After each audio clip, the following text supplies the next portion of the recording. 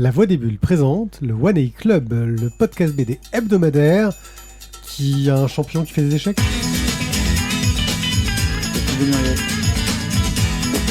Ok. Voilà. Ok. Ça, c'était l'épisode précédent. Ok. Ok, Google. Ah, tous les téléphones nous s'allumer, bravo les gars. Ah non, moi j'ai désactivé Google et Bixby. C'est Big B, oh mon dieu, la loose. Non, Bixby, Samsung.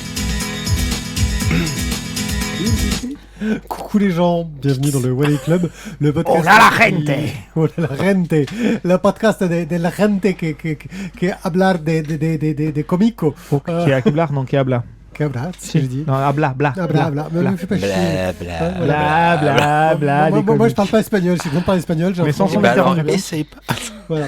Bref. L'anglais non plus, le français, bon. Je suis One A Pied, je suis là pour vous parler de bande dessinée. Vous Moi. chroniquez 4 bandes dessinées de Ça me fait penser. qualité, pessoal. plus ou moins de qualité.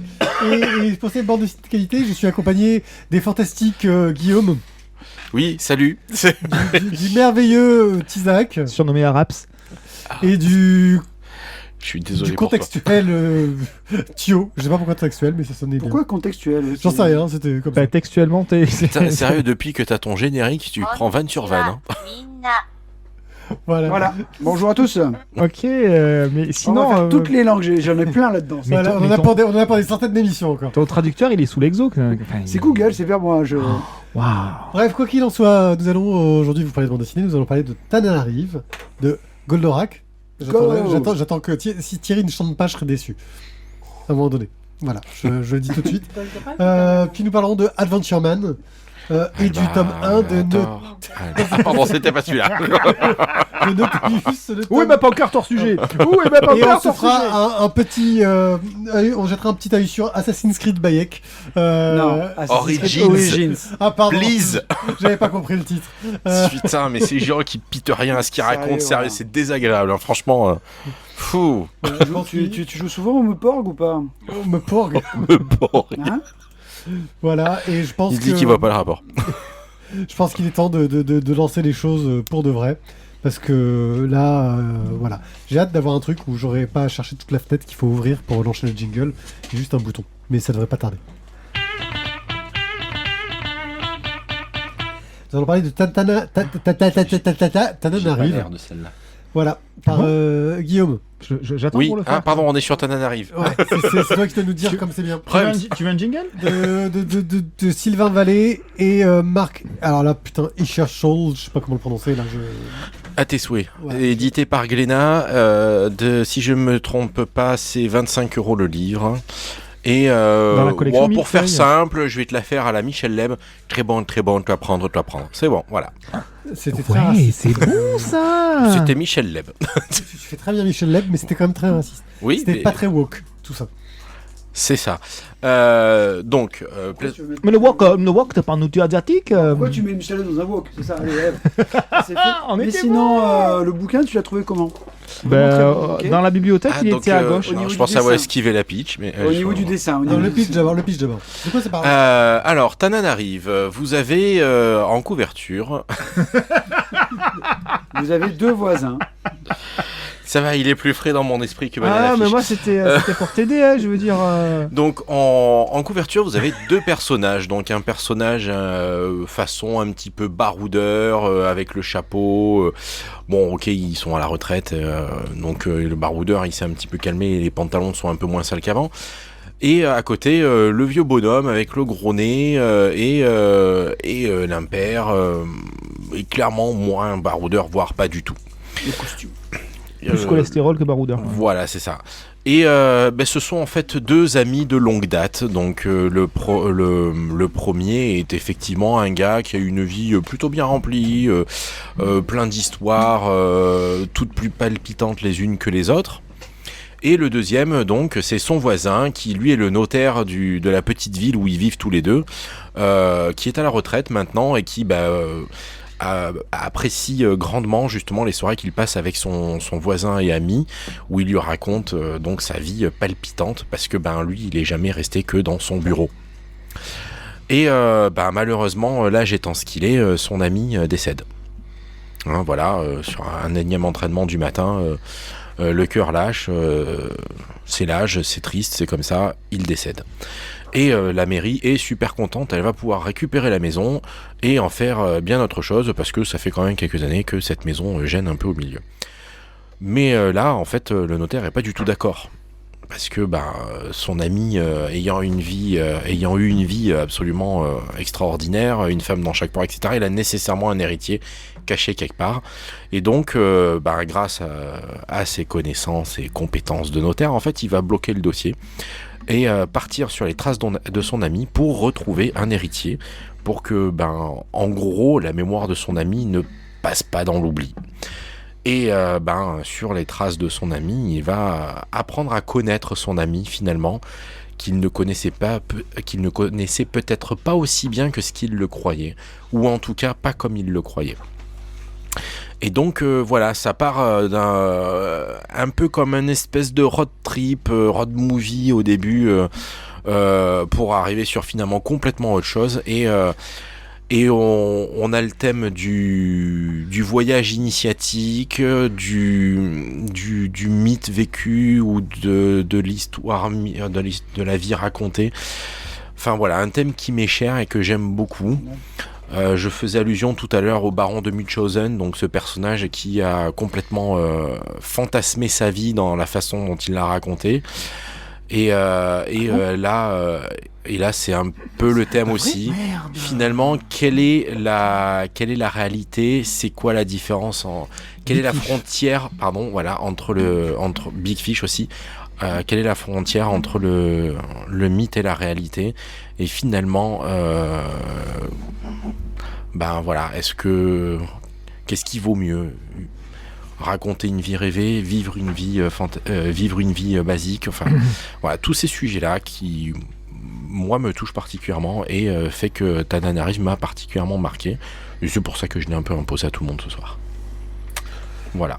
Ah oui, évidemment, je parle de mon coup de cœur, j'en oublie de raconter que voilà, pour moi en plus le récit fonctionne bien dans le sens où je me suis laissé porter par le livre, c'est-à-dire que l'histoire, la façon dont c'est raconté, on se laisse vraiment embarquer et on a vraiment ce côté initiatique pour... alors j'ai oublié le nom des personnages parce que j'ai vraiment un problème avec les noms.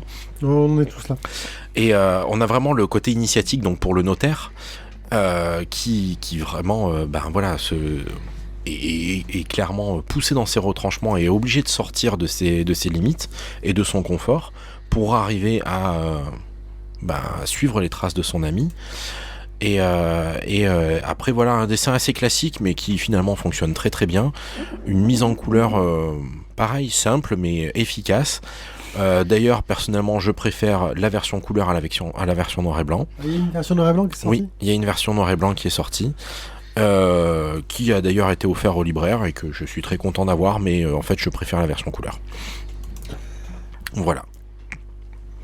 Donc, pour ceux qui l'ont lu, qu'en avez-vous pensé ? Alors, juste pour remettre dans le contexte, Sylvain Vallée, on le côté né pour la BD Il était une fois en France, qui était une très très très bonne bande dessinée historique. J'avoue, je l'ai pas lu. C'est très très bien, une très belle série, franchement, qui est un peu dans l'esprit de... Comment s'appelait Un village français ?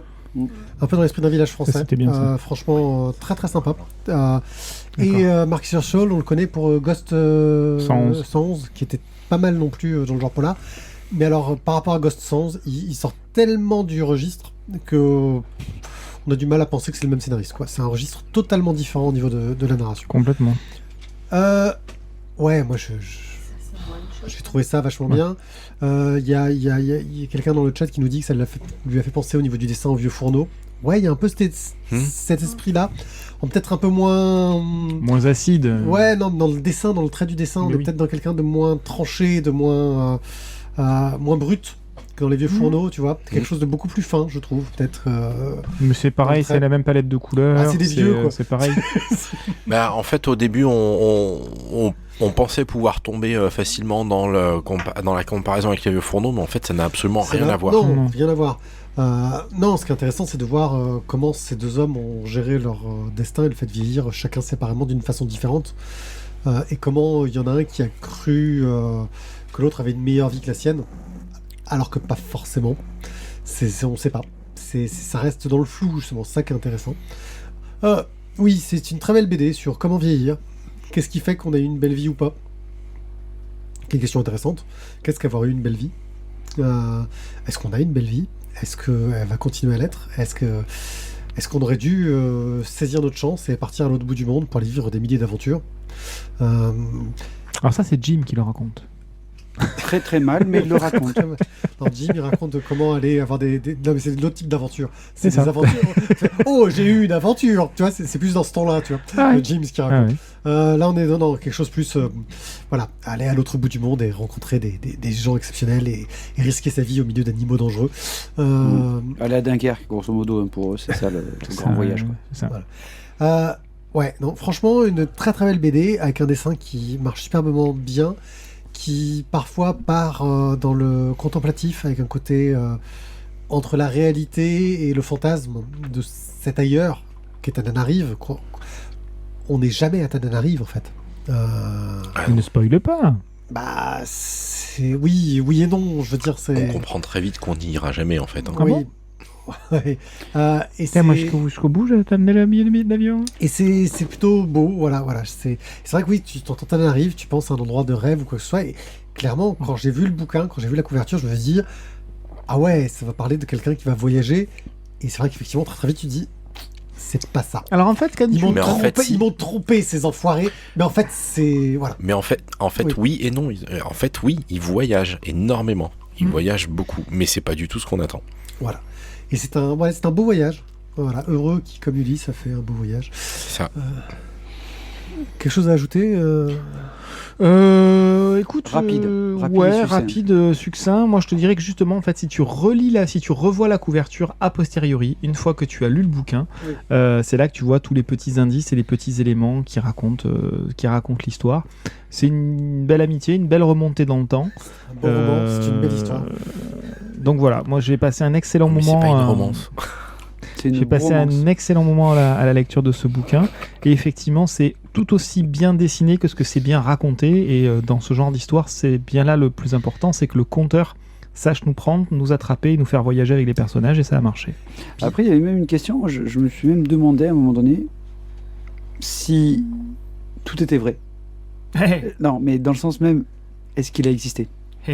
Parce que je me suis posé la question de est-ce que finalement c'est comme il se parle à lui-même à un moment donné, tu te dis est-ce que il n'a pas tout fantasmé finalement, même son On voisin. rentre dans la zone du spoil à la limite. Ouais, mais c'est après voilà, Est-ce que l'auteur lui-même... Bon, en tout cas, moi je voudrais dire, tu nous l'as proposé, grosse découverte, mais un gros régal. Moi je mettrais mon petit truc quand même. Combien est-ce que tu nous fais de remise pour qu'on te mette un coup de cœur? Moi je te le faisais gratos. Rien du tout. Vous n'aurez pas plus de remises que ce que vous avez déjà. Bon, bah, on va te mettre un coup de cœur quand même. Parce que vraiment, parce que tu fais peur. On la met du fond du cœur avec toute notre peur. C'est bien, c'est spontané, ça fait plaisir. On est comme ça, nous, on est des potes. On y croit à donf. Donc, c'est Tananarive de Sylvain Vallée et Marc Escherschall chez Glénat. Franchement, un très très bel album et une très très très belle histoire. Et maintenant, c'est là que Ti doit chanter. C'est ça. Et tu chantes laquelle? Albator. Ah, pardon, c'est toujours vrai. C'est ça. Va combattre ton ennemi, il est moins vaillant que toi. Goldorak pour notre vie, je suis sûr que tu vaincras. Oula, c'était pas bon ça. Ah, mais à la fin, t'es pas là. Ah, t'es pas bon là. Prince de l'espace. Donc, la chronique va être déjà suffisamment longue et va clairement dépasser, parce que voilà, tout dépasse dans cet album. Oui, Lance le titre. timer. Je viens de lancer le timer. titre, j'aime bien. Cling, cling. T'as le buzzer titre, tu sais. Tout dépasse dans cet album. Ok, c'est pas mal, là, c'est pas mal, effectivement. Est-ce que tu peux préciser ta pensée s'il te plaît? Alors bah écoute, j'y vais tout de suite. Je t'écoute. Donc nous allons tout de suite rentrer dans le vif du sujet. La guerre entre les forces de Vega et Goldorak est un lointain souvenir. On va se positionner une bonne dizaine d'années plus tard. Actarus et sa sœur sont repartis sur Euphor, c'était quand même leur objectif premier. Remets vite le contexte pour les gens qui sont nés après 85. D'accord, donc les gens qui sont nés avant 1985. après. Ah, On après... leur remet donc ceux d'avant. Ah non, ceux d'après 85, je m'en connu complètement. Merci, donc, tu as raison. voilà. Donc, Actarus et sa sœur Phénicia sont repartis sur Euphor, tandis que Alcor et Vénusia, eux, sont restés sur Terre et essayent de vivre une vie normale. Le premier en tant que chef d'une entreprise florissante et la deuxième en tant que future chirurgienne. Tu as vu, j'ai pas dit chirurgien. Et j'ai pas dit chirurgienne non plus. Mais dès qu'on fin de l'espace, surgit le plus puissant des Golgoths, les dragons, qui a été découvert par des astronautes en mission dans l'espace sur la Lune pour aller, parce qu'ils ont capté une vague onde, etc. Et de lasernium. Et boum, un nouveau vaisseau de la division Ruine, l'ultime vaisseau de la division Ruine, sort de sa cachette et envoie donc cet hydragon sur le Japon, parce que bon, c'est quand même la cible privilégiée, on ne sait pas trop pourquoi, c'est peut-être parce que c'est énorme sur la Terre et que forcément on tombe dessus, et donc ça s'écrase, boum, à côté du mont Fuji. On saura pourtant pourquoi plus tard. Et ces envahisseurs donc ont des exigences simples, nettes, claires. Vous vous barrez du Japon, vous nous laissez le Japon, sinon c'est la destruction totale. Vous avez 7 jours et 2 heures pour rendre la copie. Ils sont raisonnables. Hein ? Ils auraient pu tomber directement en Russie, tu vois ? Oui, mais ça fait trop c'est les trop gars, grand. vous partez tous. Ouais, c'est trop grand, il y a trop de trucs à gérer, tout ça. Puis après, il faut réveiller les mecs qui tuent l'alcool, Japon, tout ça. c'est pas très grand. Non, c'est plutôt raisonnable. Japon, ça se fait. Puis ils sont organisés, eux, tu vois. Bref. Comment faire ? L'armée est totalement impuissante. Le seul espoir, bien évidemment, Albator. Goldorak. J'ai réussi. Bon, Goldorak, go, rétro laser en action, hein, c'est parti, va accomplir ta mission. Le Bernard Minet était quand même vachement moins bien que le précédent, même. Dans l'infini des galaxies. Donc, au même titre que Albator, au même titre que Cobra ou Capitaine Flamme, ce géant de fer et d'acier, affublé de son astéro H, de son cornofulgure et autres fulguropoints, planitrogire, tout ça, bref, a bercé les générations d'enfance de personnes qui sont nées donc avant 1985, hein, les autres, je sais pas, démerdez-vous. Ça a fonctionné aussi bien en version télé qu'en version manga ensuite, mais c'est quand même la télé qui a marqué les esprits. Parce que le manga est arrivé très tard en France. Hein. C'est ça, oui. Ça a marqué les esprits, surtout par ce dessin animé. Et donc, Jérôme Elki, avec sa reprise Albator, avait un petit peu mis un petit coin dans ses histoires de reprise et avait commencé un petit peu à touiller une forme de nostalgie de ces très bons dessins animés de notre enfance. Nostalgique, tu peux dire même. Nostalgique d'ailleurs, très, très joli mot. Et donc, qu'en est-il de cette ressucée du Goldorak ? Alors, ce n'est pas une ressucée puisque c'est une suite. Déjà, première chose. Et aux manettes, on a une équipe de foufous avec Denis Bajram, Xavier d'Horizon, Undertaker, HSE, Troisième Testament, Long John Silver, spécial dédicace à Mathieu. Denis Bajram, c'est Universal War One. Et Universal War One et Inhumain, qui est sorti il n'y a pas très longtemps. Brice Cossu pour Franck, la geste des Chevaliers Dragons. Pareil. On interview dans Canaille BD spécial Spirou. Voilà, petite dédicace. Alexis Santenac, toujours la geste des Chevaliers Dragons et nous. Et Guillaume à la couleur pour là aussi Franck et Landfust XXXX, le monde de Troy. J'avais annoncé que ça allait dépasser, hein, donc tu me coupes ton machin, s'il te plaît, merci. Non, je vais jusqu'au bout. D'accord.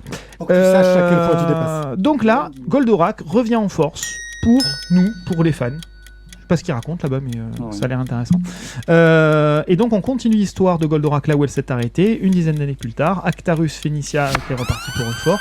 Et donc nos 4 scénaristes ont mis en place un scénario qui est plus sombre que ce qu'on avait quand même l'habitude dans le dessin animé, très bien ficelé, et qui fait donc le lien entre cette série animée et cette époque actuelle, puisque du coup le Goldorak qu'on nous propose là est sur une période contemporaine avec des téléphones portables, etc. D'ailleurs il y a des petites vannes de temps en temps dans le bouquin pour nous replacer clairement le contexte en disant « Oh là là, mais Jacques Isaac quand même, hein, on était tout seul dans le ranch, on pouvait pas se téléphoner. » Oui, non, surtout que c'est censé se passer 5 ans après la série, mais en 2020 quoi. Voilà, c'est ça. Donc il y a 5 ans, c'est pas 10 ans. C'est une dizaine d'années. C'est plutôt 30 parce que la série elle est en 78 donc... Voilà, non mais là, presque mais 40.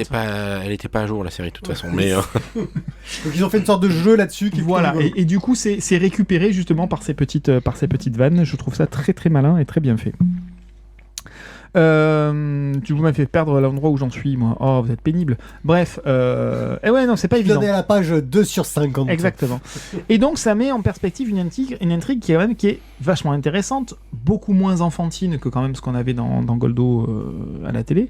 Et alors, tu as plusieurs niveaux de lecture sur le Goldorak, d'accord, on est d'accord, mais là, on est clairement sur des éléments dans les derniers épisodes de Goldorak, beaucoup plus adultes. Voilà, dans les derniers épisodes de Goldorak. Mais là, en fait, il est en train de donner son avis. Juste pour finir. Donc, il finit sa chronique, en fait. Voilà, dans les derniers épisodes de Goldorak, il commence à insister sur le fait que il donnait son avis. Pas contre les Anterac, contre des pilotes, donc, et que ça pose un problème. Donc, du coup, tu aurais pu réagir après, en fait. Mais du coup, on a une proposition scénaristique qui est faite autour d'un prince de fort totalement tourmenté, autour des Végaliens, Végariens, Végasiens, bref, un nom un petit peu moyen qui nous est donné. Mais bon, c'est pas grave, c'est pas des végétariens. Et donc ils auraient dû garder vegan. Vegan, c'était bien vegan. Mais ça fait bien pour faire les méchants. Ouais, ça marche bien. Et voilà, donc on est loin de problématiques très manichéennes. Hein. On est clair, on pose des questions qui sont sur l'accueil des populations réfugiées, l'accueil des migrants, la perception des combats qui entourent ces histoires de migration. On n'est pas sur du pampan cucu, les gentils contre les méchants, quoi. C'est un petit peu plus flou que tout ça et beaucoup plus élaboré, effectivement, c'est plus profond. D'Horizon et Bajram montrent là l'étendue de leur verve en réveillant Actarus et Goldorak qui étaient rangés aux oubliettes, Alcor qui était totalement perdu dans le saké et le business, Venusia qui était dans sa petite carrière de future chirurgienne et qui avait un petit peu abandonné ses anciens amis, et bon, notamment Alcor, ça c'est une autre histoire, on en apprend un petit peu plus dans le bouquin, et donc tous les autres personnages ont totalement disparu de la circulation, même si de manière très intelligente on vient les sortir un petit peu, on les dépoussière et on les remet un petit peu sur le devant de la scène, très gentiment. Le côté fanservice de ce point de vue-là, bravo, c'est nickel, c'est impeccable, c'est bien respecté. Bref, tout ce beau petit monde va renaître de ses cendres et de plus belle. Côté dessin, alors là, c'est du royal. Kusu et Santenac ont réussi le tour de force de garder complètement l'identité graphique de Gonagai, mais en y mettant leurs pattes. C'est récent, c'est actuel, c'est même plus fin, plus détaillé. C'est vraiment génial, bon petit régal pour les yeux. Le coloriste a apporté une plus-value indéniable, ça fonctionne parfaitement bien, notamment sur le contraste noir-rouge avec l'hydragon, qui vraiment sort du lot et fait pas XOR avec ces mauvais petits... les Golgoth qui revoyons la scène au ralenti. Revoyons. Même les Golgoth d'origine qui avaient des designs parfois qui étaient un petit peu limites. Oui, et puis voilà, les gros méchants monstres qui étaient vert fluo et rose fluo, voilà, on est dans quelque chose d'un petit peu plus dark et adulte. Ça fonctionne merveilleusement bien. Le caractère graphique donc est génialement fait et le fanservice fonctionne encore une fois avec la métamorphose d'Actarus qui est superbement bien rendue. J'aurais même aimé qu'elles soient encore un peu plus grandes, mais bon, ça fonctionne. On a quand même au passage un chapitrage qui est très joli, très bien rendu, et quand même quelques grandes pages, quelques pleines pages. Ça aurait presque même mérité une édition plus grand format. Je ne sais pas si elle existe. Si, mais elle était épuisée. Avant sa sortie. Alors, on a eu un superbe coffret collector avec une édition plus grande dedans, des plans de Goldorak dedans, en poster bon, A3 si je me souviens bien. Le problème, c'est que ça a été fait par Kana avec le cul, ou les pieds au choix. Et que typiquement, par exemple, à la librairie, déjà, on avait été un peu timide, on avait commandé que 10, on a vendu les 10 avant même qu'ils arrivent. Et sur les 10, on en avait 2 invendables et 2 autres qui étaient franchement très limites. Il y en a un... Problème de colle, de collage ? Non, pas de problème de collage, problème de colle, tu vois, des morceaux de colle dedans. Ah ouais, le tirage collector qui arrive avec de la colle dedans et la couverture défoncée, ou après problème de transport, les coins bougnés, tout ça, on était un peu vert, quoi. Et j'en parle parce qu'en fait, on en a discuté avec les confrères du Canal BD et on n'est pas les seuls, quoi. Bon.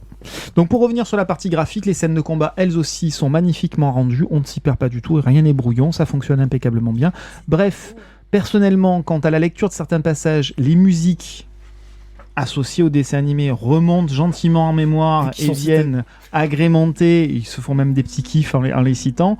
Voilà, moi j'estime que le pari est gagné. Voilà, c'est que si visuellement on arrive à faire se rappeler ces petits souvenirs, c'est que le contrat est rempli. Bref, toute cette petite bande, parce qu'ils sont quand même assez nombreux pour bosser là-dessus, s'illustre brillamment dans ce reboot, alors ce qui est une suite. L'aventure a commencé il y a un bon petit moment, puisque c'était en 2016, 5-6 ans donc déjà, et un dossier envoyé directement au créateur Go Nagai, qui a accepté la proposition quasi instantanément, en espace d'une semaine, bim boum, il était d'accord, alors que jusqu'à présent, tous les projets étaient envoyés gentiment à la poubelle. Donc voilà, côté scénario, côté dessin, c'est une réussite. En bref, Goldorak version 2021, c'est un véritable petit chef-d'œuvre. Allez-y, régalez-vous, foncez-y. Pour rappel et info, les épisodes de la série animée sont disponibles en replay sur différentes plateformes. Vous pouvez facilement trouver la saison 1, et la 2 et la 3 restent trouvables en gratouillant et en farfouillant un petit peu. J'aurais pu d'emblée, j'aurais pu vous dire, effectivement, 3 saisons, 74 épisodes. J'aurais pu vous dire d'emblée qu'il y avait 168 pages, donc c'était déjà un gage de qualité. Pour la modique somme de 24,90 €, mais j'ai préféré quand même vous en donner un petit peu plus pour ce prix-là. J'ai pas grand-chose à rajouter sur ta chronique en fait, parce que je suis plutôt... c'est-à-dire qu'au bout de 2h30 de chronique, c'est un peu normal. Disons que la seule frayeur que j'ai, c'est que ça marche très très bien pour les nostalgiques. Je sais pas ce que ça pourrait donner pour des gens qui découvrent. C'est mon inquiétude, mais d'un autre côté... j'ai regardé c'est 78 Goldorak, c'est l'année de ma naissance, donc forcément c'est bien. Voilà, vous avez quelque chose vous à ajouter à part dire que ouais, non, mais d'accord. Vas-y. Vas-y toi. Non, toi d'abord. J'insiste. Alors juste, je rebondis et je vais dans le sens de Pierrick. C'est vrai que ça s'adresse essentiellement à des gens de notre âge qui ont connu la série et aimé ou non la série, donc qui connaissent en tout cas un petit peu Goldorak, parce qu'il y a ce côté très nostalgique et nostalgique. Pour autant, ça n'empêche pas en fait de le découvrir, je pense. C'est moins facile, mais on peut éventuellement le découvrir là-dessus. Après, effectivement, très honnêtement, la quasi-majorité des gens qui m'ont acheté ça à la librairie sont de notre génération.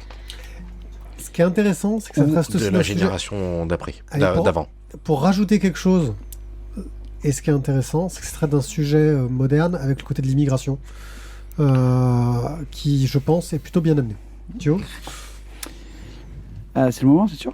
Ouais. Ok. Vas-y, bois un coup en même temps. J'y vais. J'attends que tu boives en fait. Vas-y, parle, parce que ça, Oui, je suis complètement.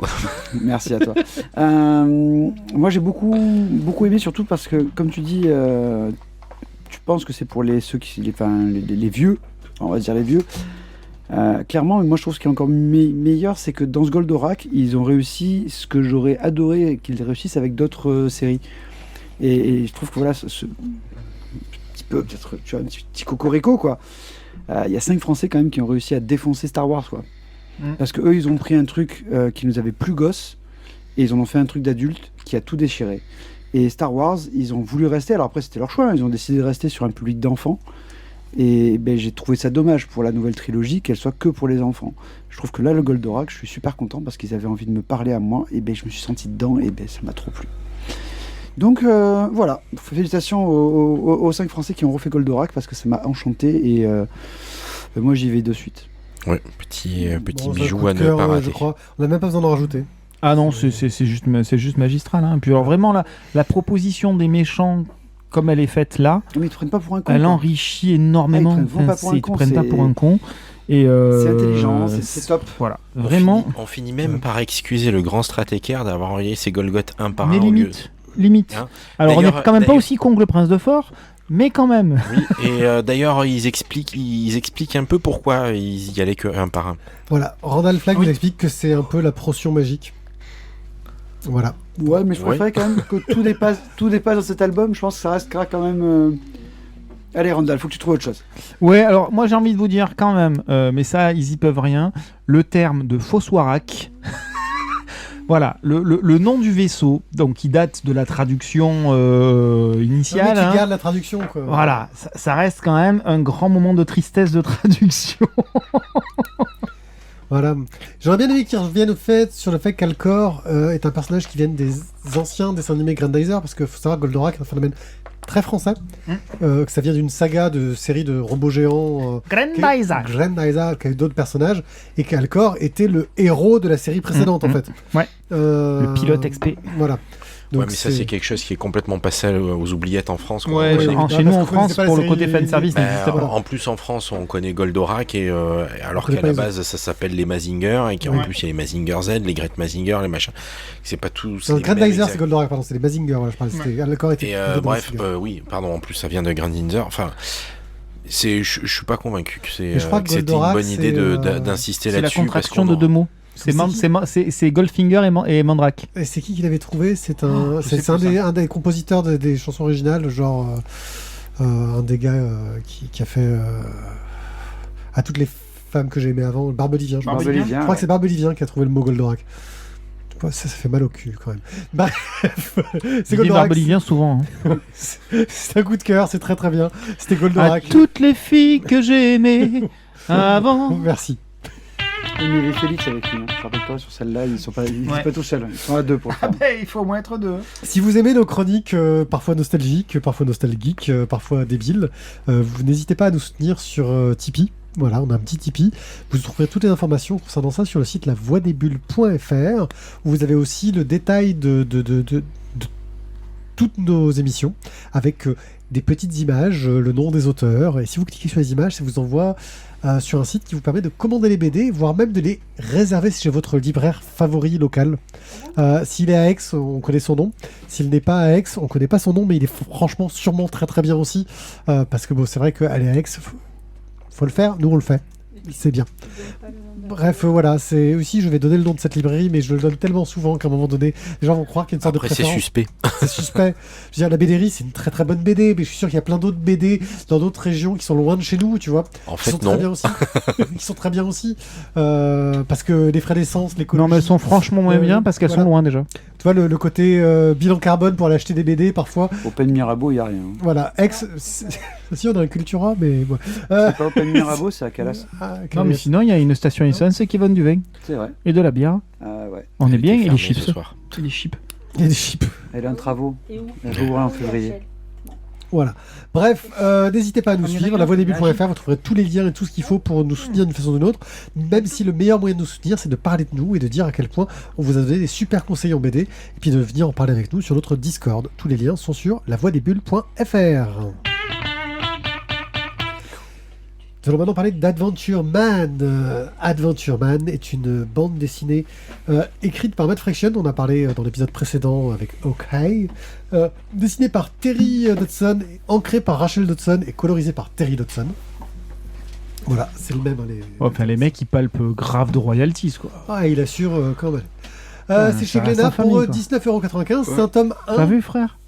Même si le tome 2, je sais pas s'il va arriver un jour, j'ai un doute, je suis un peu... voilà. Bon. Ils ont mis 10 ans à sortir le premier tome. Ouais. Adventure Man, c'est un héros de récit pulp. Il est mort lors de sa dernière histoire. C'est triste, mais c'est comme ça. Parce qu'il n'y a pas eu de suite, en fait. Et ça ennuie pas mal le jeune Tommy qui vient de s'en plaindre à sa mère, Claire. Parce que les méchants, ils peuvent pas gagner, quoi. C'est pas possible. Les méchants, ils gagnent pas. Surtout dans une histoire de pulp, tu vois. Les méchants, ils perdent. Mais lorsque Claire reçoit un mystérieux manuscrit qui contiendrait une nouvelle aventure de son héros, parce qu'elle aussi aimait beaucoup Adventure Man, et de ses acolytes, parce qu'il a pas mal de potes qui sont là pour l'aider, la fiction et la réalité semblent se mêler. Adventure Man aurait-il vraiment existé? L'ignoble baron Bizarre, le grand méchant de l'histoire, pourrait-il revenir aidé de ses nombreuses sœurs, parce que plein de sœurs. Voilà. Claire va être impliquée dans une aventure qui la dépasse et qui brise les frontières de sa réalité. Donc c'est un bel hommage au pulp. Ça joue avec tous les excès narratifs du genre, un petit côté désuet qui colle très très bien à l'ambiance. C'est moins réussi en tant qu'hommage que ce qu'a pu faire Alan Moore sur Tom Strong, mais bon, tout le monde n'est pas Alan Moore. Et Tom Strong est une bonne réussite, je sais pas si vous l'avez lu, mais enfin voilà. Sur le côté hommage au pulp, c'était un petit peu plus, érudit. Voilà. Mais ça joue très bien sur les frontières entre la fiction et la réalité, ce qui amène une valeur ajoutée très intrigante au récit. Donc Matt Fraction a plutôt bien réussi ce côté-là, en rajoutant ce petit côté en plus. Sur le dessin, voilà, une famille de 7 sœurs. Ouh, Terry Dodson, il se fait plaisir, quoi. Terry Dodson, c'est un peu le spécialiste des jolies héroïnes à forte poitrine. Héroïne pulp. Voilà, pulp, ouais, ça pulpe, beaucoup de pulpe. Voilà, il met en avant tous les atouts de ces héroïnes, hein, que ce soit leur sourire charmeur, parce que au-delà de ça, il dessine quand même des superbes sourires à ces héroïnes. Et puis aussi leur capacité pulmonaire surdéveloppée, hein, il en joue pas mal. Mais on est dans le pulp, alors pour une fois, ça semble justifié, ça tient la route, ça fait partie du genre. C'est moins gênant que parfois dans certaines de ces autres albums qu'a pu faire Terry Dodson, où c'était Coraline ou un truc comme ça, où tu dis là c'est un peu gratos. Alors que là, dans ce type de récit-là, bah ouais, on est dans du pulp, quoi. Ça tient la route. C'est pas pour, je m'en plains pas, hein, au contraire, j'aime beaucoup ce qu'il fait là-dessus. Mais c'est vrai que de temps en temps, on a l'impression qu'il, voilà, il en fait un peu trop des caisses sur le sujet. N'empêche qu'au-delà de cette particularité stylistique, il crée un univers art déco qui est super bluffant, qu'il a déjà pratiqué dans plein de ses ouvrages, hein. Il adore le côté art déco au niveau de décor. On l'a vu dans Ghost d'ailleurs, où il utilise un peu ce côté-là aussi. C'est rehaussé par l'ancrage de son épouse, Rachel Dodson, qui est tout en plein et délié, qui fait surgir un personnage des pages, qui est magnifique. Et c'est une de ces rares BD où j'apprécie le dessin, mais où je vois la qualité de l'ancrage. Souvent, l'ancrage, il est suffisamment discret pour s'en rendre pas compte de sa qualité. Et je trouve que sur le travail de Terry Dodson et de Rachel Dodson, l'ancrage, il t'en met plein la gueule, quoi. Et c'est assez rare, je trouve, pour être noté. Ça reste un excellent divertissement. Ça manque un petit peu de fond, je trouve, quand même, parce que ça reste du pulp sympathique. Ça a toujours un côté facile. Oui, c'est un côté un peu facile. Voilà, c'est dans l'hommage facile. Ça profite d'un dessin un petit peu racoleur, mais ça reste un très bon blockbuster. Et j'ai passé un moment très agréable à le lire. Voilà, Adventure Man par Matt Fraction au scénario, Terry et Rachel Dodson pour le dessin et la couleur. Qu'en avez-vous pensé, Tayo? Eh bien, écoute, j'en ai pensé vraiment beaucoup de choses parce que je ne l'ai pas du tout lu. Voilà, c'est pour ça que j'ai demandé qu'en avez-vous pensé. Mais par contre, je trouve quand même qu'à chaque fois que tu parles de Dodson, à chaque fois tu tapes pour les femmes en disant ouais, le dessin est bien fait, mais voilà, franchement, ça manque un peu de. Moi, je dirais arrête de le lire, quoi. Parce que ah non, mais ce que j'aime bien ça, c'est-à-dire que ça peut. J'adore son dessin. Tu sais, il y a des trucs comme ça, tu te dis, là, il a un scénariste même qui est très bon. C'est-à-dire que l'histoire est vraiment prenante. Il y a quelque chose qui est intéressant. Et pour une fois, je trouve que son style un petit peu racoleur passe. Il a un sens. Le fond et la forme se rejoignent, ce qui n'est pas toujours le cas. Voilà. Et c'est ce que j'ai apprécié dans Adventure Man. C'est du gros pulp, ça en fait un peu des tonnes, mais à bon escient. Ça tient la route. Alors moi je trouve ça génial. C'est plus qu'un hommage, c'est un renouveau de pulp avec certains codes qui sont réactualisés. Alors c'est la veine de il faut mettre des femmes, il faut ci, il faut là, on fait des quotas machin. Mais en l'occurrence là c'est bien parce que ça permet de pouvoir refaire du pulp sans se retrouver taxé non plus de misogynie ou je ne sais quoi. Et si, parce que justement, tu as le droit aussi d'avoir une héroïne qui est belle. Il ne faut pas forcément, du coup, pour être féministe, être moche avec des lunettes et une couverture sur la tronche. Je suis d'accord, mais disons donc que le quota... c'est intéressant aussi d'avoir une héroïne qui est jolie, en fait. Ce que je veux dire, c'est que le quota de personnages féminins a peut-être juste justifié de dire hey, Terry, viens faire un dessin, il y a 7 sœurs. Alors, c'est peut-être aussi... Je ne sais pas si tu as lu l'intégralité de la postface, avec tous les petits bonus et suppléments, mais voilà, tu as une explication du pourquoi et du comment de la quantité de personnages, et en fait, ça va faire partie du scénario. Donc c'est pas gratuit, c'est pas pour rajouter des paires de loches surtout qu'il y a une variété physique. C'est que justement, voilà, il y a une intégration, alors de la diversité, on va dire, hein, c'est pour ça que je vous dis que c'est un truc qui est très tendance et très dans la veine du moment, donc il y a de la diversité, il y a du féminisme, il y a tout ce que vous voulez, et dans quelque chose qui se veut pulp, c'est-à-dire à l'opposé de tout ça, où on était dans des stéréotypes assez archaïques. Donc justement, ça permet de refaire du pulp, mais de manière modernisée, de recréer finalement une partie des codes, mais voilà, de retrouver quelque chose de fun, inhérent au pulp, avec des héros qui ne sont pas des super-héros à proprement parler,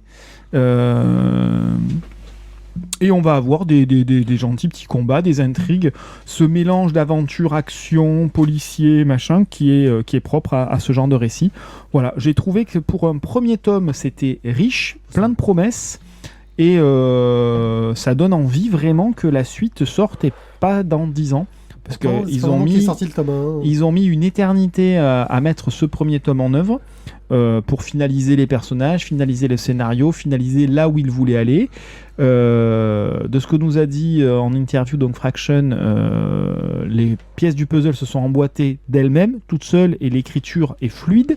Donc a priori, les éléments arrivent vite, il n'est pas dans du dur, donc j'espère que la production, qui doit quand même demander du temps, parce que qualitativement, au niveau du dessin, ça doit prendre son petit paquet de temps, j'espère que voilà, ça arrivera sans attendre des années entre chaque tome. On reste sur une production américaine à la base, donc je crois que ça c'est un recueil de 5 volumes américains. Donc c'est pas des branlouses de français. On est sur une centaine de pages. On est quand même sur une centaine de pages. C'est un beau volume. Mais c'est vrai qu'effectivement, il est sorti à un moment maintenant. Donc je sais pas si une suite va arriver. J'ai un gros doute. Ah mais c'est prévu. Et ce qui est dommage, parce que j'ai bien aimé, mais moi ce que j'ai apprécié plus, c'est le côté méta. Et j'attendrai une conclusion à ce côté méta pour savoir si c'est réussi ou pas. Guillaume ? Moi, la seule chose que j'ai à ajouter, c'est que l'héroïne, elle est libraire, donc c'est nickel. Oh, le mec. Voilà, le mec. Non, c'est gage égalité. Plaisanterie mise à part. Elle a des gros seins aussi. Oui, mais bon, comme mais tu le disais... ils sont pas disproportionnés. Hein. C'est ça, c'est accessoire. Plaisanterie mise à part... y a rien de plus à rajouter à tout ce que vous avez déjà dit. Après, moi j'aime bien le dessin de Terry Dodson et tout ça, mais enfin voilà, c'est ultra typé, et typiquement il y a un de ces personnages qui ressemble furieusement au personnage de Songe, quoi. La Spectre là, c'est la même, quoi. Oui, là, puis tu regardes Ghost, la façon dont Terry Dodson dessine. T'as le côté Adam Hughes aussi, parce que Adam Hughes est une bonne influence de Terry Dodson au niveau du dessin. Tu le retrouves pas mal. Ouais, mais c'est vrai que voilà, c'est du bon pulp, c'est plaisant, c'est facile à lire, c'est entraînant. Moi j'ai passé un excellent moment, quoi.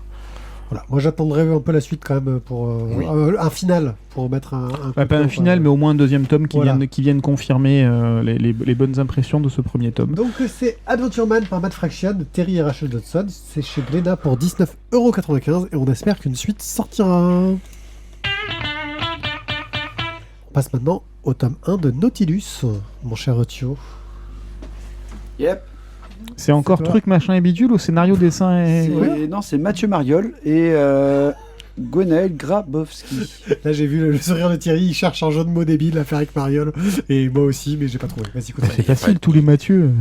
Il n'y a pas de jeu de mots avec Mariol, ça parle de... Non. Arrête de faire Mariol. C'est ça. Voilà, ça c'est fait. Donc on va suivre les aventures dans ce Nautilus de Kimball O'Hara. Oh putain. Kimball O'Hara. Kimball. En fait, non, c'est même imprononçable. Parce que ce serait un mélange d'indien et d'irlandais. Ouais. Donc, du coup, on a la synthèse justement de deux civilisations. Et ce Kim est on va dire, accusé en fait d'un sabotage, le HMS Northampton, qui a coulé malheureusement. C'est triste. Il est au fond de l'eau. Et ce Kim se retrouve être accusé d'avoir fait couler justement ce bateau. Et la seule solution qu'il va avoir, c'est de récupérer les documents qui sont à bord pour s'innocenter et pouvoir retrouver son fils. Donc on va suivre justement cette recherche du capitaine Nemo, parce qu'en fait il a besoin d'une Nautilus pour aller chercher justement ce qui était dans le Northampton, et il va aller chercher donc le capitaine Nemo jusqu'en Sibérie. Alors, ce qui est intéressant dans ce Nautilus, c'est qu'on va avoir en fait une sorte de mélange entre 20 milieux sous les mers et un bouquin que je ne connaissais que de nom de Rudyard Kipling, qui est Kimball O'Hara. Donc en fait, c'est un mélange de deux personnages dans ce théâtre des ombres, deux personnages historiques. Kimball O'Hara, donc c'est un personnage qui est un gamin des rues irlandais qui va être, on va dire, abandonné tout seul, qui va être élevé par un voleur de chevaux, qui va être ensuite pris en main par un lama tibétain, et qui va finir avec devenir pote avec le colonel Creighton, qui est un haut dignitaire anglais en Inde. Et tout le long de ce théâtre des ombres, en fait, on va avoir cette espèce de double identité, de double nationalité de Kim, qui va toujours lui poser souci parce qu'il va vouloir prendre parti pour les autochtones, tout en respectant son côté irlandais. Mais finalement, on peut pas être pote avec le local et en même temps accepter le colonisateur. Et ce qui fait que du coup, il va être rejeté et par l'un et par l'autre. Ça donne forcément qu'il est le bouc émissaire le plus crédible dans cet attentat parce que il est forcément un agent double. Vu qu'il a des deux côtés dans sa vie, il est le coupable idéal. Il était au mauvais endroit, au mauvais moment, et il va donc passer tout le bouquin à essayer de s'innocenter, mais ça va pas être trop facile quand même. Notre Kim donc, va quitter l'Inde pour aller donc en Sibérie, donc dans la prison des morts, qui est la pire prison russe, où tu as une prison au bord d'une falaise avec un directeur un peu chelou, un petit peu amer aussi parce qu'il a un peu raté sa vie. Gravement amer et désabusé. Ouais. Voilà, parce qu'en fait il aurait pu avoir une grande carrière militaire et puis finalement il s'est retrouvé là gardien de prison. Et dans ses pérégrinations, Kim va être aussi poursuivi par, je cherche son nom, c'est Tara. Tara ? Non, Taya, pardon. Taya. Non. Si, c'est un truc comme ça. Ouais, c'est un truc comme ça. Mais je l'ai plus, je cherche. Ouais. Jaya. Vas-y, continue. Jaya. Pardon. Voilà, parce que justement, c'était dans ceux qui ont dû choisir un camp, c'est le Jaya par exemple, qui elle a choisi le sien. Elle est indienne, mais elle a choisi le camp des Anglais et elle poursuit justement Kim à l'autre bout du monde. Au niveau du travail graphique, donc le travail c'est pas Mathieu Mariol, c'est l'autre, parce que Mathieu Mariol est au scénario. Genaël Grabowski. J'ai beaucoup aimé tous ces décors. La scène du Northampton, j'ai pas trouvé qu'elle était ultra réussie. Par contre, je trouve que la prison en Sibérie, là, elle est top. Il y a beaucoup de choses qui sont vraiment très sympas. Il a des décors qui sont vraiment géniaux. On sent les mètres derrière quand même. Mais après, voilà, il faut que... Dans le tome 2 que j'ai déjà lu, il y a une... je trouve qu'il prend encore plus d'aide sur le dessin. Et je trouve que ça monte en gamme au fur et à mesure des tomes. Donc une bonne bande dessinée et une histoire sympa, ce croisement entre deux bouquins. Du coup, j'ai presque envie de découvrir le Kipling, enfin le Kim de Kipling, parce que du coup, c'est une partie que je ne connais pas de Kipling, surtout qu'on le connaît pour le livre de la jungle, qui est un livre pour enfants.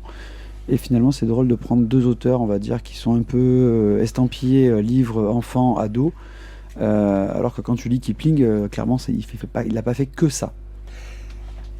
Votre avis, à vous ? C'est un livre que moi j'ai choisi en SP, c'est un service de presse que j'ai choisi moi, parce que tout ce qui touche à Jules Verne, moi je suis fan. Et en fait, je me suis senti un peu volé comme un con. Ouais, volé comme un con, parce qu'en fait, c'est plus le Rudyard Kipling qui est intéressant. C'est-à-dire que tout ce qu'il y a à savoir sur le Capitaine Nemo et il faut référence à son passage dans l'île. L'île, je sais plus quoi, enfin, où il finit, on le voit, enfin, toutes ces histoires-là, enfin, toutes les histoires de Nemo, je les connais, et je les maîtrise, et Kim, mais j'ai jamais entendu parler, quoi. J'ai aucune idée de ce que c'était, et c'est ça qui est intéressant dans cette histoire-là. C'est-à-dire que Nemo, c'est le personnage un peu mythique, que tout le monde connaît, en fait, et Kim, c'est le personnage un peu secondaire, dont on en sait vaguement quelque chose, mais tu dis, putain, il y a un fond, il y a quelque chose sur... Le bouquin de Kipling qui raconte son enfance doit être super intéressant là-dessus, sur ce côté du gamin entre ses origines et la nation qu'il a élevée. Le Kim est une référence en Angleterre. Oui, voilà. C'est que, pour nous, c'est un 20 milieux sous les mers en France, mais pour eux, c'est Kim. Voilà. Voilà. Donc franchement, j'ai trouvé le récit pas mal. Il y a un côté quand même qui reste très James Bond, je trouve, dans la façon dont c'est raconté. C'est-à-dire, c'est le gars... vachement balèze, qui connaît un peu tous les gens de tous les pays, etc., qui s'intègre partout, qui est super fort et qui va... Voilà, ce côté James Bond qui colle bien au récit d'aventure, qui marche très très bien, mais qui apporte rien d'exceptionnel au genre, entre guillemets, parce que ce qui reste, et c'est ça qui est bien amené, c'est ce côté du Nemo. Qui est ce mec, dans quel état on va le retrouver, le Nautilus, qui est ce truc merveilleux qui est en toile de fond mais qu'on voit pas qu'on devine, qui, dans ce premier tome en tout cas, j'imagine que dans le tome 2, on en voit un peu plus. Bref, vraiment, on a vraiment envie de le voir, mais on reste aussi avec ces clichés de la jeune femme ennemie qui est forte et volontaire. Voilà, vraiment ces clichés très récits d'aventure, action, que j'ai trouvé un petit peu facile parfois. Au niveau du dessin... Juste au niveau du scénario, dans le tome 2, ça évolue quand même énormément et il y a une vraie plus-value. Oui, non, mais j'ai envie de dire le tome 2, je dis pas que... Mais pour le moment, voilà, ce tome 1, il y a plein de bonnes choses, mais bon... Faut voir ce que dira le tome 2, et si tu me dis que... Voilà, tu m'encourages encore plus à le lire. Au niveau du dessin, on a beaucoup ces influences de, je veux dire, le Alex Alice du Troisième Testament, pas le nouveau. Oui. Voilà, ce côté, comment il s'appelle, Mathieu Laufresse. Le plan que montrait tout à l'heure Isaac sur la maison, la prison des morts, c'est le début du Troisième Testament avec le château. Voilà. On sent une école, c'est-à-dire que et pareil, c'est quelque chose de qualité, mais on sent que le gars, il est dans une école, il a un style qui est super réussi, mais qui n'a pas sa patte à lui. C'est-à-dire que je ne saurais pas reconnaître ce gars-là le jour où je vois un autre de ses dessins, dire « Ah, putain, c'est un dessin de machin, il est trop fort. » Tu vois, ça marche, c'est très efficace, mais il n'y a pas ce petit truc qui lui donne une identité et un truc en plus. Tout le monde n'est pas fret. Voilà. Bref, voilà, j'ai trouvé que c'était quelque chose de très très bien. J'ai passé un bon moment, j'ai envie de lire la suite, j'ai envie de savoir comment ça va se passer. Mais pour le moment... disons que sur les rebondissements, sur la façon dont il sort de la prison, ce genre de truc-là, il y a des choses un petit peu faciles au niveau de l'intrigue. J'espère que ça va s'enrichir. En tout cas, c'est l'impression que ça donne. C'est qu'ils vont aller un peu plus loin là-dedans, qu'ils vont approfondir les relations entre les personnages, parce qu'ils ont un tome 2 pour le faire, et c'est là-dessus, c'est ce que j'attends en fait. Pour le moment, ça reste assez lisse dans l'intrigue, avec une fausse, pour moi, une fausse diversité. Qui semble fausse parce que on l'a déjà vu quelque part. Ça rappelle toujours quelque chose. Voilà, j'attends vraiment la suite et le tome 2 est dans ma pile là. Je vais le lire très vite et on en reparlera sans doute très bientôt. Vous autres, avez-vous quelque chose à rajouter ? Non, moi j'ai beaucoup aimé l'histoire, même si ça reste, on va dire pas très novateur, mais bien raconté. C'est très dynamique. Je suis beaucoup moins fan du dessin. Voilà, pour moi c'est un dessin qui est trop marqué, trop daté, trop typé et qui me plaît pas. Voilà, c'est pas ma came. Donc ça m'embête un petit peu d'avoir un traitement de cette façon-là.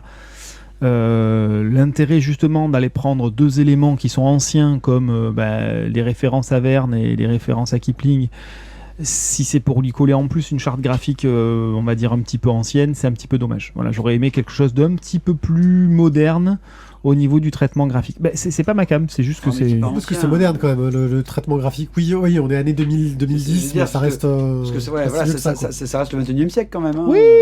Mais tout à l'heure, on parlait de Goldorak, c'était 20e. Hein. Ah oui, mais le traitement, il fonctionne. Là. Oui, le traitement était pour le coup 21e aussi. Mais voilà. Oui. Bref, voilà, c'est le seul bémol pour moi, c'est que voilà, et puis notamment, il y a certaines planches ou certaines cases où voilà, je trouve que les expressions de personnages sont pas franchement réussies. Mais voilà, parfois c'est le dessin qui tire le scénario, parfois c'est le scénario qui tire le dessin. Là, on est plutôt dans le deuxième cas de figure. Guillaume, quelque chose à ajouter ou... Non, rien de plus, pareil. J'ai hâte de lire la suite, voir où il nous emmène. Après, je serais pas aussi dur que Thierry sur le dessin, mais je suis pas hyper fan non plus. Et oui, non, c'est bien. Enfin, voilà, j'attends de voir la suite et de voir la suite des aventures de Kim, comment il va se dépatouiller de tout ça, comment il va réussir à gérer sa relation avec Nemo et tout ça. Non, enfin, voilà, un bon moment. C'était donc Nautilus, tome 1 par Mathieu Mariol, et c'est là que vous devez sortir le nom vite fait parce que vous l'avez sous les yeux. Gwenaël Grabowski. Merci. C'est chez Glénat pour un prix approximatif. 15 € environ. Ouais, un peu plus. C'est un GL02. Ça doit être 15 €. Dans ces eaux-là. Je dirais au hasard. Un œil sur Assassin's Creed Origin. J'ai pas dit Bayek, vous avez vu, j'ai fait un effort pour vous. C'est Guillaume qui va nous en parler, même si je pense que Thio pourra nous en rajouter. T'es chaud. Il est chaud pour nous en rajouter. Donc c'est un jeu vidéo d'Ubisoft. Tout à fait. Qui se passe en Égypte. Alors, il y a combien de pages? Ça se compte en heures à ce niveau-là. Ils ont fait une boîte épaisse pour te la vendre. Ah, voilà. Pour te donner un ordre d'idée, j'en suis déjà à au moins 30 heures de jeu. C'est bien ça. Ouais. C'est un bon début. Non, peut-être même un peu plus. Enfin, bon, bref. Oula. Je sais plus. Je suis j'ai découvert les Assassin's Creed sur le tard. En tant que joueur, en tout cas, parce que j'ai bien évidemment été au courant de la sortie du premier.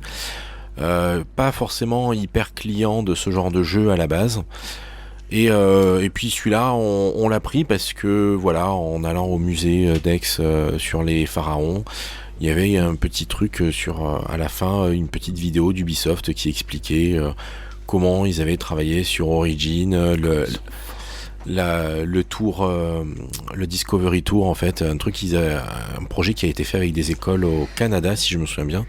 Oui, parce que c'est Ubisoft Montréal, je dirais. Voilà. Je crois. Et en fait, voilà, faut savoir qu'ils ont une énorme banque de données pour tout ce qui est visuel et tout ça. Ils ont passé énormément de temps et de travail pour avoir une reconstitution aussi fidèle que possible. Et donc ils ont mis tout ça dans le Discovery Tour pour découvrir l'Égypte ancienne et visiter l'Égypte ancienne en mode jeu vidéo pour essayer d'intéresser le public des jeunes. Si j'ai bien compris, le Discovery Tour, c'est en gros on se balade dans l'univers sans avoir de gameplay, d'action, baston, etc. C'est ça. C'est juste des éléments historiques qui te remettent le contexte. En fait, tu veux découvrir Memphis, donc tu vas à Memphis, tu as différents points clés. La ville d'Elvis ? Memphis. Ah, pardon. C'est pas sur la route. Non, c'est pas sur la route. Et donc tu as différents points clés où tu vas, et quand tu déclenches les points clés, ils te font la visite guidée façon musée, sauf que tu es dans le jeu et que tu vois la reconstitution qu'ils ont mis en place. Bon, les garçons ont accroché là-dessus, on s'est dit avec Amandine, tiens, pourquoi pas. On va leur faire tuer des gens dans la foulée. Et non, on s'est dit, on va regarder le Discovery Tour. Et il s'avère que tu pouvais acheter le Discovery Tour genre pour 15 balles et avoir le jeu complet pour 20 balles. Donc bon, on a pris le jeu complet. On s'est dit, comme ça, on jouera un petit peu. Alors, c'est quand même un peu sanglant et violent, on aurait peut-être pas dû laisser jouer les garçons de suite. Ils ont quel âge les garçons juste? Alors 8 et 10. Oui, voilà. Et bon, il se trouve que bon, comme ils font la part des choses, ça va, ça passe bien finalement. C'est vrai que nous on a la méthode de jeu, tiens c'est marrant, on peut faire des assassinats, s'infiltrer discret. Le but c'est quand même de tuer des gens, c'est discret. Voilà, eux ils sortent directement la grosse arme lourde, la grosse hache à deux mains et ouais il y a des méchants, Sproch, c'est très rigolo. Bref. Voilà, donc j'ai découvert ça sur le tard parce que Assassin's Creed Origins a déjà quelques années et là on en est sur Valhalla, c'est ça. Ouais. Donc chez les Vikings que j'ai Odyssée entre temps qui est en Grèce, c'est ça? C'est ça. Ouais. Et Valhalla le dernier. Voilà, sachant que je ne pourrais pas faire le Valhalla puisqu'il faut la Xbox Series S ou X et que je suis juste à la One. Et t'as pas de PC qui tienne la route pour... Non. Bref, mais bon, ça c'est pas très grave. Du coup, on a craqué, on a pris un pack avec certains des premiers jeux avant. Donc on n'est pas remonté au tout premier parce que ça a quand même pris un sacré coup de vieux. Mais c'est la saga italienne qui est pas mal. Ouais, saga italienne très bien avec Ezio Auditore. En tout cas, voilà, ça c'était pour le contexte du pourquoi du comment je suis tombé dedans. Et donc, le jeu en lui-même, ma foi.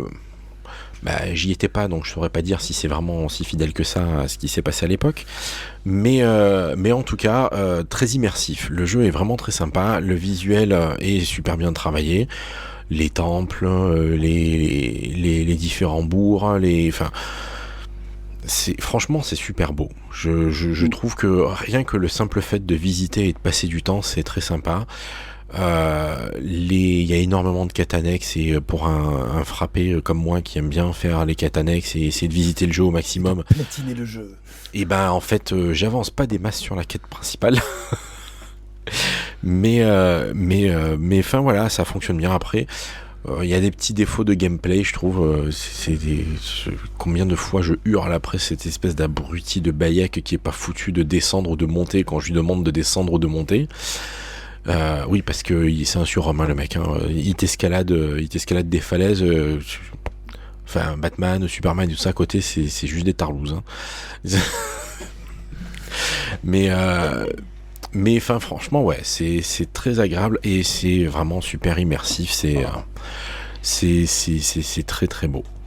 Et donc, ben voilà, on va suivre Bayek. Alors, comme j'ai pas fait les premiers Assassin's Creed, j'ai pas tout l'historique avec la société qui récupère des gènes pour rentrer, grâce à une technologie qu'ils ont développée, pour en fait revivre la vie des gens dont ils ont récupéré les gènes. Origins, ils étaient en train d'un peu zapper le truc. Hein. Non, c'est revenu sur Odyssey aussi, pas mal. Là, j'ai pas encore fait, faut que je le fasse. Et donc, comme j'ai pas le début, je suis un peu paumé là-dedans, j'avoue. Mais en gros, non, c'est pas très important a priori. Mais en gros, voilà, on vit la vie de Bayek qui va essayer de se venger parce que une organisation obscure de gens hautement et bien placés et ben a jugé bon de sacrifier son fils.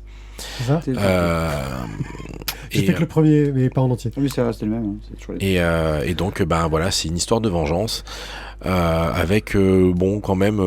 Enfin, par moments, je le trouve un peu facilement manipulable, ce Medjay. Si, elle se fout bien de sa gueule quand même. Sa femme et Cléopâtre, elle se fout bien de sa gueule. Hein. C'est clairement, il se fait manipuler. Par le bout du nez, c'est pas grave. Oui, voilà. Mais voilà, c'est sympa. Bayek est donc un Medjay qui est supposé aider les gens. Bon, il se trouve que la plupart du temps, pour aider les gens, il faut en tuer d'autres. Oui, c'est ça. C'est toujours le truc que j'ai trouvé un peu compliqué sur Assassin's Creed, c'est que tu joues le gentil assassin contre les méchants templiers. Mais tu es un assassin, mais tu es un gentil. Mais c'est pas des templiers, là, c'est des Romains qui essayent d'envahir l'Égypte avec l'aide de Ptolémée Ier. Ouais, et toi, t'es du côté de Cléopâtre qui veut prendre le pouvoir pour sauver l'Égypte. Bon, ok, elle veut devenir reine, mais c'est pour sauver l'Égypte. Un coup d'état, quoi. Non, parce qu'elle est reine. Je vois pas de quoi tu parles. Elle est reine. Mais elle a été évincée. Ouais. Mais ce qui est bien dans le Disco Virtus, c'est que justement, moi, je l'ai fait quand j'ai joué. Enfin, je me suis retrouvé avec, quand je l'ai joué, le Origins, le problème de pouvoir jouer en même temps que tu as tes gosses à la maison, tu vois. Et le Discovery Tour était vachement chouette parce qu'on en a pu jouer avec mon fils, qui à l'époque devait avoir 6-7 ans. Et en fait, avec lui, je faisais que le Discovery Tour. Donc on faisait les monuments, le Sphinx, les pyramides, et tu te balades. Et en plus, c'est super. Moi, j'ai trouvé ça super intéressant, c'est que tu pouvais t'arrêter dans les villages, discuter avec les gens, et qui t'expliquait qu'en fait, lui, il était le mec qui faisait le papyrus. Et c'est un Discovery Tour qui t'explique aussi ça. Oui. Voilà, tu as tous les métiers que tu peux trouver dans l'Égypte ancienne, quoi. Et qui, à chaque fois, tu dis, bah, allez là-bas, il va vous expliquer comment est-ce qu'après de la fibre, on faisait le papier, quoi. Et tu suis le chemin, et c'est super éducatif, c'est vraiment très très bien. Et le Discovery Tour, il a intégré dans le jeu original ou c'est vraiment un truc à part? Non, alors dans Origins, il était dans le jeu original. Oui. Mais je veux dire, c'est-à-dire que tu suis tes quêtes où tu vas tuer plein de gens et t'as le Discovery Tour au milieu ou Non, c'est un mode de jeu différent. différent. Voilà, c'est-à-dire qu'en gros, il faut vraiment te dire, je me mets en mode Discovery ou en mode je vais tuer les gens. C'est ça. C'est-à-dire que si t'es en mode Discovery, effectivement, les gens vont t'expliquer leur métier. Si t'es en mode jeu, ils t'expliquent pas leur métier. Ils te disent qu'il y en a un qui les a trahis, etc. C'est dommage qu'ils proposent pas une sorte de mix des deux, tu vois, où tu puisses faire les deux. Non, au contraire, comme disait Mathieu, quand tu vas y aller avec ton enfant, c'est pas pour qu'au milieu, entre deux phases intéressantes pour le gamin, tu dois en zigouiller une douzaine. Ce que je veux dire, c'est que tu puisses choisir d'avoir les deux en parallèle si t'as pas de gosse et que t'as envie juste de jouer, en plus découvrir dans la foulée, quoi. Et là, c'est pas possible. Après, pour répondre à ta question, donc le Discovery Tour faisait nécessairement partie du jeu. Par contre, donc quand tu prenais le jeu, tu l'avais, mais il y a moyen en fait. Ils avaient fait un petit pack où tu pouvais ne prendre que le Discovery Tour. Ouais, c'est ce que j'avais vu. Ouais, ça. Oui, mais bon, moi si je le chope, c'est aussi pour aller tuer les gens. C'est quand tu as une différence de 5 € entre un jeu complet avec tous les DLC en plus et le Discovery Tour, je vais prendre le jeu complet. Moi j'adore sauter de tours dans des bottes de paille. On saute toujours dans des tours dans des bottes de paille? Ouais, tu sautes toujours dans des bottes de paille. Non, le jeu il est sur PlayStation, Xbox et tu dois pouvoir le trouver sur PC aussi, ouais. Ouais, il est sur PC. Je vais juste faire une petite rectification sur ce que tu as dit tout à l'heure. Le Valhalla est disponible sur Xbox One. Hein. Ah ouais? Ouais. Cool. Sur One S, sur Enfin, One, c'est pas sur cool One pour X mon et portefeuille, One mais S. c'est cool. Eh ben, j'ai mal lu la doc alors. Donc, profite en ce moment, c'est les soldes. Donc chez Boulanger, par exemple, il est pour à la modique somme de 31,88 € au lieu de 53,99 €. D'accord. Bon, peut-être que sur les soldes sur l'achat online, tu peux peut-être l'avoir peut-être en achat. Oui, bon. j'irai voir chez le fournisseur habituel. Ok, bah c'était Assassin's Creed Origins où on suit Bayek dans le monde égyptien autour de Ptolémée et de Cléopâtre. Ça a l'air bien cool. Enfin, ceci étant dit, vous pouvez reprendre tous les Assassin's Creed depuis le début, c'est tout aussi intéressant. Le grand, donc Antoine à la maison, le premier, ouais. est reparti depuis le début. Ouais. Il est reparti depuis le début, et donc du coup, il découvre son truc, et il prend son petit temps, et il se régale. Du coup, il y a une progression aussi. C'est de plus en plus beau, de plus en plus intéressant. Le premier était très beau, mais c'était après, il y a des styles de jeu qui s'améliorent clairement. Le premier et qui varie, puisqu'après sur le Origins ou le je ne sais plus lequel, le Odyssey, je crois que c'est le Odyssey, où il y a un style de jeu qui change par rapport à ce qui se fait sur le même le bateau qui est vachement cool. Même le Black Flag. Le Black Flag qui était déjà pas mal. Après, tu avais celui qui se passe avec l'indépendance américaine qui était intéressant. Donc tu te baladais du coup dans les États-Unis. Enfin, voilà, donc dans tous les cas, comme à chaque fois ça change de lieu oui, après, et d'époque, il y en a tellement maintenant. C'est intéressant. C'est presque un cours d'histoire. Ouais. Tu as la Révolution française, tu as l'Angleterre. La Révolution française, il était foireux à la sortie du jeu. Il est peut-être bien maintenant, mais non, il était pas mauvais. C'était pas le meilleur, mais il est pas mauvais. De toute façon, les meilleurs restent quand même soit l'épisode italien Florence qui était exceptionnel, vraiment. C'est 2 épisodes, je crois, non T'en as 3. 3, ouais. Avec Brotherhood aussi. Après, là, le Origin, c'était très sympathique. Le Odyssey, je l'ai bien platiné. Il paraît qu'il est excellent. Et le Valhalla sera un petit peu en dessous du Odyssey, ce que je comprends. Et surtout, c'est qu'en fait, maintenant, la mode est quand même à essayer de réduire le temps de la quête principale, parce qu'ils s'aperçoivent que de plus en plus de gens ne finissent pas le jeu. Parce qu'ils sont trop Donc, en fait, ils essayent de réduire. Et oui, en fait, on est une espèce en voie de disparition, Guillaume. Je suis désolé. Moi aussi, j'aime bien. Je finis les quêtes principales. Je refais même les jeux pour avoir encore les quêtes principales. Et il y en a qui les finissent pas. Je comprends pas. Voilà. Donc, du coup, pour eux, ils vont réduire les tailles. Voilà. Okay. Tu vois, j'ai pas fini la quête principale de Pokémon. Hein. Lequel? Le rouge. Non, le épée. Il a pris épée. Ouais, Attends, épée. Ok. Je sais pas, moi j'ai pas joué, c'est ma fille qui joue. C'est mon fils qui joue là. Voilà. Pokémon, je peux pas. Moi j'aime bien, mais bon. Si j'ai fait, mais pas avant sur Game Boy. Ok. Sur ces réflexions vidéoludiques, merci à tous de nous avoir suivis. Si vous nous écoutez sur Twitch, on arrive d'ici un petit mois pour une nouvelle émission. Si vous nous écoutez en podcast, on devrait arriver avec une nouvelle émission d'ici la semaine prochaine. Les gens qui nous écoutent en podcast ont vraiment beaucoup de chance. Ils auront moins à attendre. Qu'est-ce qu'ils sont chanceux. Qu'est-ce qu'ils ont du bol. C'était un plaisir pour nous de faire cette super émission où on a pu parler de très belles découvertes. On a quand même eu quelques coups de cœur. Déjà qu'on a plus d'un, c'est qu'on s'assagit ou quoi. Ces derniers temps, j'ai l'impression qu'il y en a beaucoup quand même. Non, parce on sélectionne mieux que la qualité. Voilà, c'est ça. Parce qu'on a un libraire dans l'équipe, il nous aide à mieux choisir. Faites confiance à vos libraires. Ils donnent des très très bons conseils. Voilà, et ils nous font lire des trucs bizarres aussi. Merci en tout cas de nous avoir écoutés. On se retrouve très bientôt pour une nouvelle émission. Banana Fish. Banana Fish. Merci. Et je crois qu'il faut s'arrêter là. Et je vous dis donc au revoir. Adeus pessoas. Voilà. Au revoir les gens, parce que désormais ça va être aussi sur des minutes. À bientôt. Ciao, ciao. Bonne nuit. Bye bye la gente.